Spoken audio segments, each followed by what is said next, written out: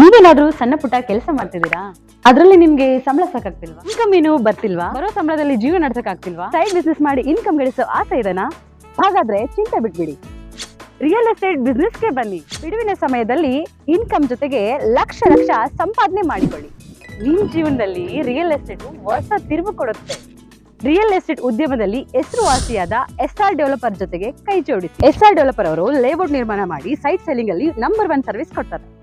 Document perfect ಇರುತ್ತೆ, ನಿಮ್ ದುಡ್ಡಿಗೆ ಗ್ಯಾರಂಟಿ ಇರುತ್ತೆ, ನಿಮ್ ಫ್ಯೂಚರ್ ಸಹ ಚೆನ್ನಾಗಿರುತ್ತೆ. ಇವರ ಲೇಔಟ್ಗಳು ಇರುವ ಸ್ಥಳ ಲಿಂಗಸ್ಕೂರು, ಮಾನ್ವಿ, ಹಟ್ಟಿ, ಕವಿತಾಳ ಹಾಗೂ ಶಹಾಪುರ. ನೀವು ಯಾವ ಲೊಕೇಶನ್ ಆದ್ರೂ ಕೆಲಸ ಮಾಡಬಹುದು. ಒಂದು ಕರೆ ಮಾಡಿ ಅಥವಾ ಕಚೇರಿಗೆ ಭೇಟಿ ನೀಡಿ. ನೀವು ಒಳ್ಳೆ ಉದ್ಯಮದಲ್ಲಿ ಭಾಗಿಯಾಗಿ ನಿಮ್ಮ ಲೈಫ್ ನ ಲೀಡ್ ಮಾಡ್ಕೊಳ್ಳಿ.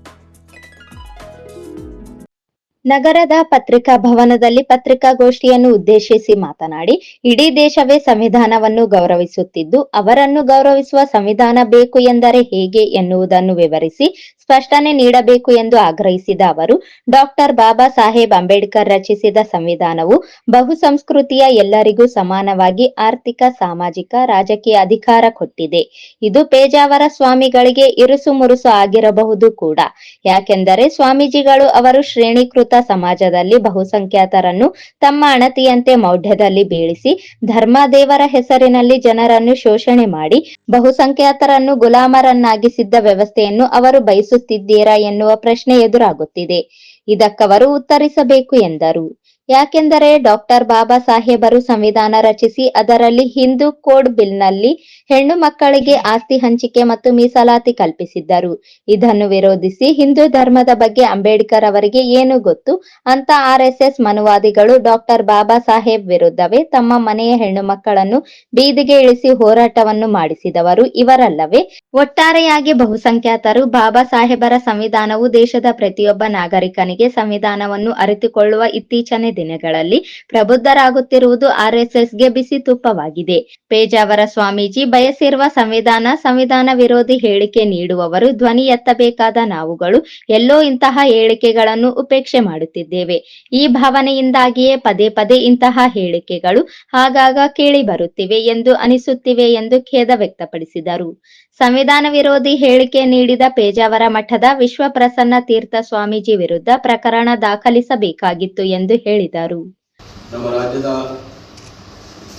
ಹೆಸರಾಂತ ಪ್ರಭಾವಿ ಮಠಗಳಲ್ಲಿ ಒಂದಾದಂಥ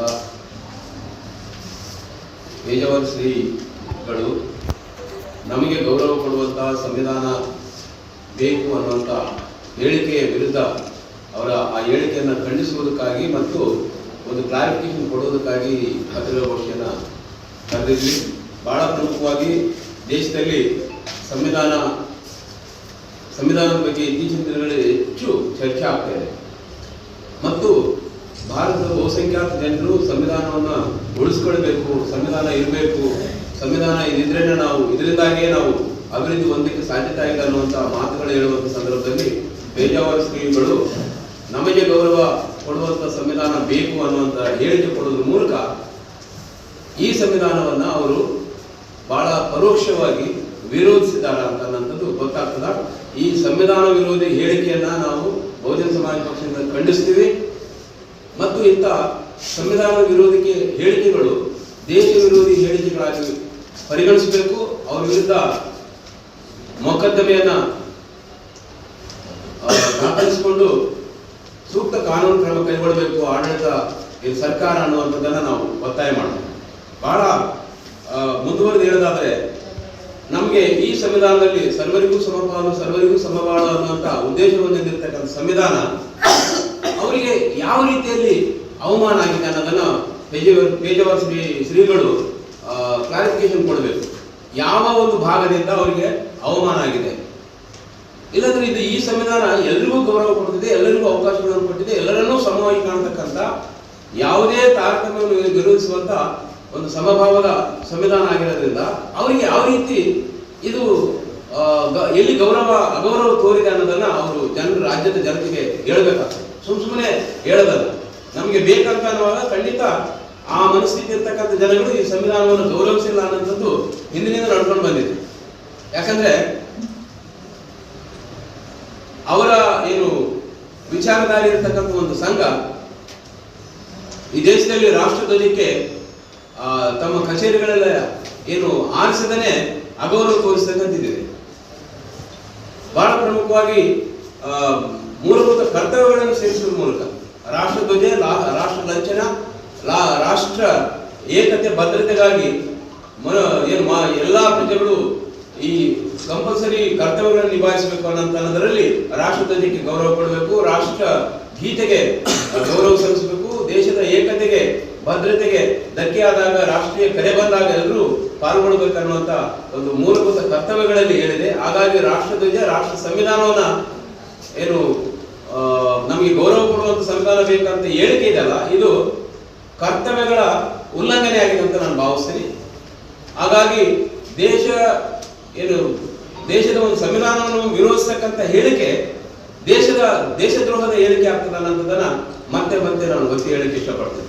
ಹಾಗಾಗಿ ಬಹುಜನ ಸಮಾಜ ಪಕ್ಷ ರಾಜ್ಯ ಸಮಿತಿಯ ಕರೆ ಮೇರೆಗೆ ರಾಜ್ಯದ ಎಲ್ಲಾ ಜಿಲ್ಲೆಗಳಲ್ಲಿ ಈ ತರದ ಒಂದು ಪತ್ರಿಕಾಗೋಷ್ಠಿಗಳನ್ನು ಮಾಡೋದ್ರ ಮೂಲಕ ನಾವು ಅವರಿಗೆ ಏನು ವಿನಂತಿಸ್ತೀವಿ, ನಿಮಗೆ ಈ ಸಂವಿಧಾನದಿಂದ ಆಗಿರ್ತಕ್ಕಂಥ ಅವಮಾನ ಅಂದ್ರೆ ಏನು, ಯಾವ ಆರ್ಟಿಕಲ್ ನಿಂದ ಅವಮಾನ ಆಗಿದೆ ಅನ್ನೋದನ್ನ ಕ್ಲಾರಿಫಿಕೇಶನ್ ಕೊಡಬೇಕು. ಇಲ್ಲದೇ ಇದ್ರೆ ನೀವು ಒಂದು ಸಮಾಜಕ್ಕೆ ದಿಕ್ಕನ್ನು ತೋರಿಸ್ತಕ್ಕಂಥ ದೊಡ್ಡ ಸ್ಥಾನದಲ್ಲಿರ್ತಕ್ಕಂಥ ಗುರುಗಳಾಗಿ ಈ ಸಂವಿಧಾನ ವಿರೋಧಿ, ಬಹುಜನ ಅಭಿವೃದ್ಧಿಯ ವಿರೋಧಿ ಹೇಳಿಕೆಗಳು ಕೊಡೋದನ್ನ ಇಲ್ಲಿಗೆ ನಿಲ್ಲಿಸಬೇಕು ಅಂತ ಅನ್ನೋದನ್ನ ನಾವು ಮನವಿ ಮಾಡ್ತೀವಿ.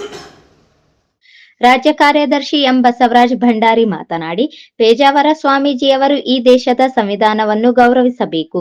ಅದು ಬಿಟ್ಟು ತಮ್ಮನ್ನೇ ಗೌರವಿಸುವ ಸಂವಿಧಾನ ಬೇಕು ಅಂದರೆ ಈ ಪ್ರಪಂಚದಲ್ಲಿ ತಮಗೆ ಗೌರವ ನೀಡುವ ಸಂವಿಧಾನದ ದೇಶಕ್ಕೆ ಹೋಗಲಿ, ಅಥವಾ ನಿತ್ಯಾನಂದ ಸ್ವಾಮೀಜಿಯಂತೆ ತಮ್ಮ ದೇಶವನ್ನು ಕಟ್ಟಿಕೊಳ್ಳಲಿ. ಈ ದೇಶದಲ್ಲಿ ಇದ್ದುಕೊಂಡು ಈ ದೇಶದ ಸಂವಿಧಾನವನ್ನು ಅವಮಾನಿಸುವುದೆಂದರೆ ದೇಶದ್ರೋಹಿ ಪ್ರಕರಣವನ್ನು ರಾಜ್ಯ ಸರ್ಕಾರ ಪ್ರಕರಣ ದಾಖಲಿಸಬೇಕು ಎಂದು ಬಹುಜನ ಸಮಾಜ ಪಕ್ಷವು ಆಗ್ರಹಿಸುತ್ತದೆ ಎಂದರು.